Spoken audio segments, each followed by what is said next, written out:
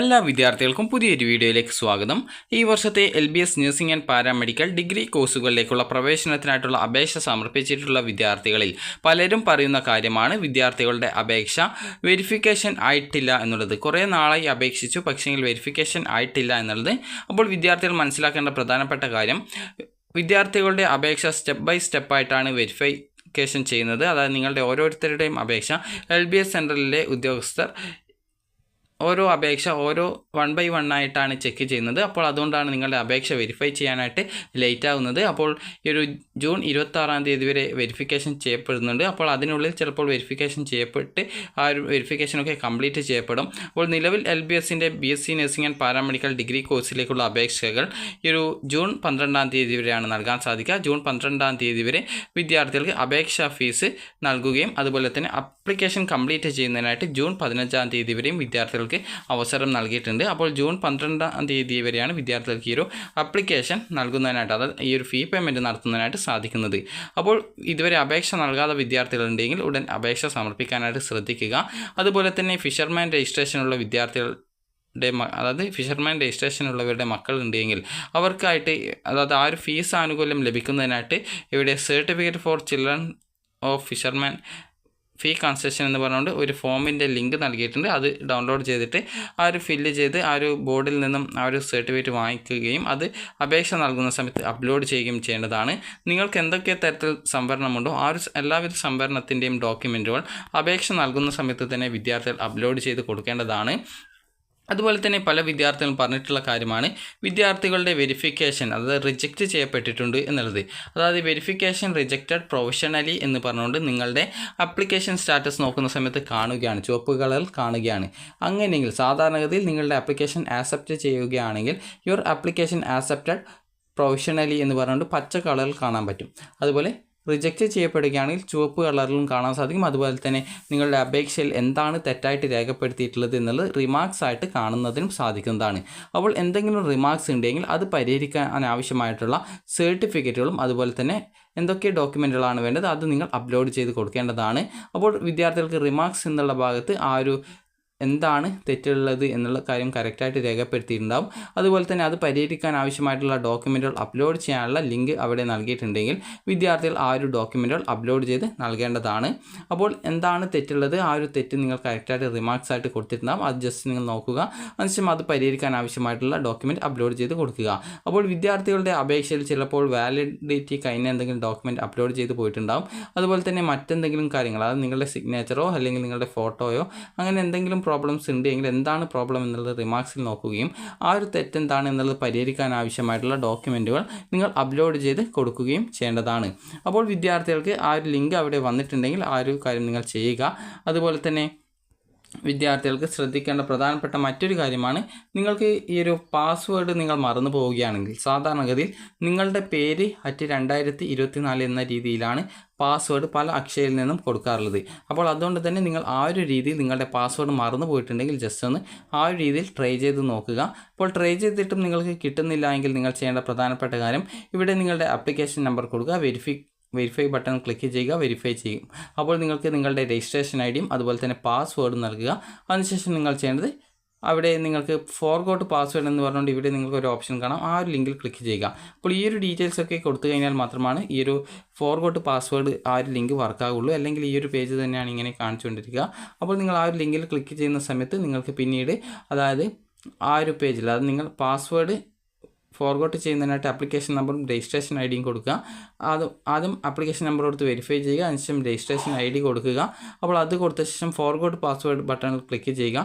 അതിൽ ക്ലിക്ക് ചെയ്ത് കഴിഞ്ഞാൽ പിന്നീട് വരുന്ന അടുത്ത പേജിൽ നിങ്ങൾക്ക് കാണാൻ സാധിക്കുന്നത് നിങ്ങളുടെ ഒരു സെക്യൂരിറ്റി ആൻസർ ചോദിക്കും. അത് നിങ്ങൾ അപേക്ഷ നൽകുന്ന സമയത്ത് നിങ്ങൾ എന്താണ് സെക്യൂരിറ്റി ക്വസ്റ്റ്യനായിട്ട് നൽകിയിട്ടുള്ളത്, അതിൻ്റെ ആൻസർ എന്താണ് ആ ഒരു സമയത്ത് നിങ്ങൾ ടൈപ്പ് ചെയ്തിട്ടുണ്ടായിരുന്നത്, ആ ഒരു സെക്യൂരിറ്റി ആൻസർ ചോദിക്കും, അത് നൽകുക. അതിനുശേഷം നിങ്ങളുടെ ഇമെയിൽ ഐ ഡി ചോദിക്കും, അത് കറക്റ്റായിട്ട് ടൈപ്പ് ചെയ്ത് കൊടുക്കുക. അപേക്ഷ നൽകുമ്പോൾ നൽകിയിട്ടുള്ള ആ ഒരു ഇമെയിൽ ഐ ഡിയാണ് നൽകേണ്ടത്. ചില സമയത്ത് നിങ്ങളുടെ ഡേറ്റ് ഓഫ് ബർത്താണ് ചോദിക്കുക. അപ്പോൾ അത് ഏതാണെന്നുള്ള കാര്യം ജസ്റ്റ് ഓർമ്മയില്ല. അപ്പോൾ അതുകൊണ്ട് തന്നെ നിങ്ങളോട് ആ സ്ക്രീനിൽ കാണുന്ന ഡീറ്റെയിൽസ് കൊടുക്കുക. അതിനുശേഷം സബ്മിറ്റ് ചെയ്ത് കഴിഞ്ഞാൽ നിങ്ങൾക്ക് നിങ്ങളുടെ ആ ഒരു പാസ്വേഡ് റീസെറ്റ് ചെയ്യുന്നതിനോ അല്ലെങ്കിൽ നിങ്ങളുടെ മെയിലിലേക്കോ മറ്റോ അത് SMS ആയിട്ടോ അല്ലെങ്കിൽ മെയിലായിട്ടോ വരുന്നതായിരിക്കും.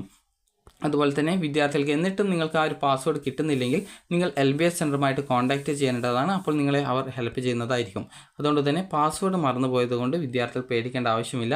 ജസ്റ്റ് LBS സെൻറ്ററിൽ കോൺടാക്റ്റ് ചെയ്യുക.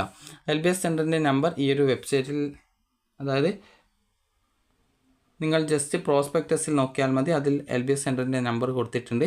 അപ്പോൾ നിങ്ങൾ അതിൽ ആ ഒരു നമ്പർ നോക്കിയിട്ട് അതിൽ വിളിച്ച് കാര്യം പറഞ്ഞാൽ നിങ്ങൾക്ക് ആ ഒരു പാസ്വേഡ് നിങ്ങൾക്ക് പുതുതായിട്ട്, അതായത് അവർ ഹെൽപ്പ് ചെയ്യുന്നതായിരിക്കും. ഇനി അടുത്തതായിട്ടുള്ളതാണ് വിദ്യാർത്ഥികളുടെ ഈ ഒരു ചലാൻ നമ്പറോ അല്ലെങ്കിൽ നിങ്ങൾക്ക് രജിസ്ട്രേഷൻ ID കിട്ടിയിട്ടില്ല എന്നുള്ള കാര്യം വിദ്യാർത്ഥികൾ പറയുന്നത്. അപ്പോൾ അങ്ങനെയുള്ള വിദ്യാർത്ഥികൾ ചെയ്യേണ്ടത് ഇവിടെ ആപ്ലിക്കേഷൻ ഇൻഫോ റിക്കവറി എന്ന് പറഞ്ഞുകൊണ്ട് ഈ ഒരു സൈഡിലെ 3 ലൈൻസ് ക്ലിക്ക് ചെയ്ത് കഴിഞ്ഞാൽ ആപ്ലിക്കേഷൻ ഇൻഫോ റിക്കവറി എന്നുള്ളൊരു ഓപ്ഷൻ നൽകിയിട്ടുണ്ട്. അതിൽ ക്ലിക്ക് ചെയ്യുക. ക്ലിക്ക് ചെയ്ത ശേഷം നിങ്ങളുടെ ഡേറ്റ് ഓഫ് ബർത്ത്, അതുപോലെ തന്നെ നിങ്ങൾ അപേക്ഷ നൽകുമ്പോൾ നൽകിയ നിങ്ങളുടെ മൊബൈൽ നമ്പർ, അതുപോലെ തന്നെ നിങ്ങൾ അപേക്ഷ നൽകുമ്പോൾ നൽകിയിട്ടുണ്ടായിരുന്ന ഇമെയിൽ ID എന്നിവ നൽകുക. അതിനുശേഷം റിക്കവർ ബട്ടൺ ക്ലിക്ക് ചെയ്ത് കഴിഞ്ഞാൽ നിങ്ങൾക്ക് പിന്നീട്, അതായത് ഇവിടെ താഴെയായിട്ട് ഇവിടെ യുവർ ആപ്ലിക്കേഷൻ നമ്പർ, അതുപോലെ രജിസ്ട്രേഷൻ ID, ചലാൻ നമ്പർ എന്നിവ താഴെ ആയിട്ട് ഈ ഒരു ഭാഗത്ത് വരും. ഞാനിപ്പോൾ ഒന്നും കൊടുക്കാതെ ജസ്റ്റ് ആ ഒരു റിക്കവറി ബട്ടൺ ക്ലിക്ക് ചെയ്തതുകൊണ്ടാണ് ഇൻവാലിഡ് ഇമെയിൽ ID, DOB, അതുപോലെ തന്നെ ഈ ഒരു മൊബൈൽ നമ്പർ എന്നിങ്ങനെ കാണിച്ചിട്ടുള്ളത്. നിങ്ങൾ അത് കറക്റ്റായിട്ട് കൊടുത്തു കഴിഞ്ഞാൽ നിങ്ങൾക്ക് ആ ഒരു കാര്യം കറക്റ്റായിട്ട് വരുന്നതായിരിക്കും. ഇനി വിദ്യാർത്ഥികൾ ശ്രദ്ധിക്കേണ്ട പ്രധാനപ്പെട്ട കാര്യമാണ്, അതായത് വിദ്യാർത്ഥികൾ ചോദിച്ച കാര്യമായിരുന്നു ഈ ഒരു റാങ്ക് ലിസ്റ്റ് എപ്പോഴാണ് വരിക എന്നുള്ളത്. അപ്പോൾ റാങ്ക് ലിസ്റ്റിൻ്റെ സംബന്ധിച്ച കറക്റ്റായിട്ടുള്ള അലോട്ട്മെൻറ്റ് ഷെഡ്യൂൾ ഇവിടെ താഴെയായിട്ട് നൽകിയിട്ടുണ്ട്. അതായത് ഇവിടെ 18/5/2024 ടെൻറ്റേറ്റീവ് അലോട്ട്മെൻറ്റ് ഷെഡ്യൂൾ എന്ന് പറഞ്ഞുകൊണ്ട് കൊടുത്തിട്ടുണ്ട്. അപ്പോൾ ആ ലിങ്കിൽ ക്ലിക്ക് ചെയ്യുക. ക്ലിക്ക് ചെയ്ത് കഴിഞ്ഞാൽ നിങ്ങളുടെ ഫോണിലേക്ക് ആ ഒരു PDF ഡൗൺലോഡായിട്ട് വരുന്നതാണ്. അപ്പോൾ ഇവിടെ നിങ്ങൾക്ക് കാണാനായിട്ട് സാധിക്കുന്നതാണ് ഈ ഒരു നിങ്ങളുടെ ആ ഒരു വെരിഫിക്കേഷൻ, ഡാറ്റ വെരിഫിക്കേഷനൊക്കെ കംപ്ലീറ്റ് ചെയ്ത ശേഷം നിങ്ങളുടെ, അതായത് ഈ ഒരു വെരിഫിക്കേഷൻ, ഈ ഒരു ഡീറ്റെയിൽസൊക്കെ പ്രസിദ്ധീകരിക്കുന്നത് ഈ ഒരു 26/6, അതായത് ജൂൺ 26-ാം തീയതിയാണ്. അതുപോലെ തന്നെ നിങ്ങളുടെ അപേക്ഷയിലെ തെറ്റുകൾ തിരുത്താനായിട്ടുള്ള അപേക്ഷ, അതായത് നിങ്ങൾക്ക് തിരുത്താനായിട്ടുള്ള അവസരം എന്ന് പറയുന്നത് ഈ ഒരു 26-ാം തീയതി മുതൽ ഈ ഒരു ജൂലൈ 2-ാം തീയതി വരെയാണ്.